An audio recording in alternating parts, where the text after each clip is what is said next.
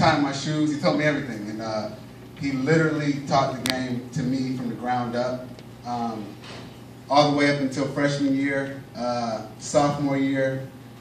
He just continued to work with me. He didn't let me go down to Oakland and play in the open gyms or play in AUU. He didn't let me do any of that stuff. He just wanted me to train and get better. With my height, at that time I was about 5'6". How tall are you now? I'm about 5'10". Oh.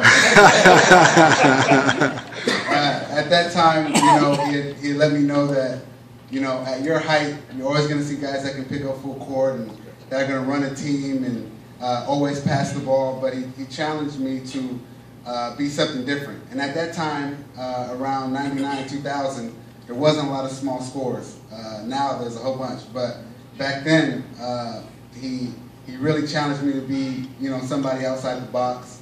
And all the way up until, my junior, senior year, that's all we did. We just trained, we trained. I mean, everything you can think of. I mean, guys are playing on one court, open gyms, and he's got me over on the side doing slides. And I really did not like him up until junior and senior year. I quit about 2-3 times, and he came to my house, and he talked me back into coming back onto the team. And that was, high school in a nutshell, just training, training, training.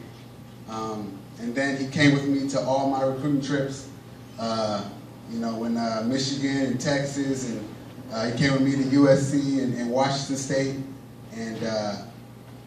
And people already knew when they met him that, to get to me, they had to kind of go through him because they knew the relationship that we built. And that pretty much carried all through my college career. And then I went overseas for 3 years. I played in China, and he was supportive, always supportive of me no matter what I did, if I was in NBA or not. He was always supportive, and I came back and I did NBA workouts, and he still trained me. He still treated me like I was the same kid in high school. And honestly, it's led me all the way to the NBA. And last year, I started off with the Dallas Mavericks, and I flew them out to my first game to play the Nuggets, and it was truly an emotional situation for both of us because we understood exactly where I came from, and also where he's come from.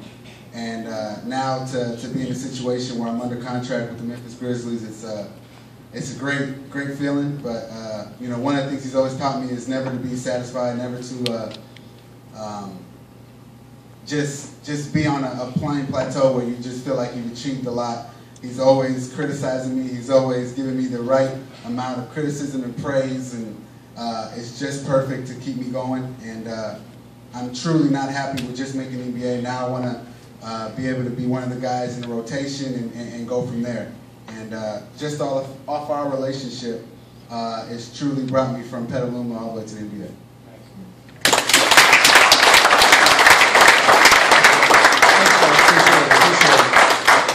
So the reason why I had to have him speak, because he knows how much I love him and his family, is now we have this opportunity to where I just don't get to help him.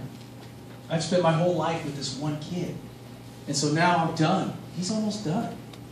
And so it's amazing to now start with new babies and new kids besides my own children that we can help, and maybe we can do the same thing to a 6'9" phenom, not a 5'10" nobody. I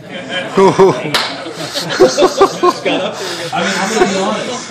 And we'll keep it real. Josh averaged 1 point per game his freshman year in high school.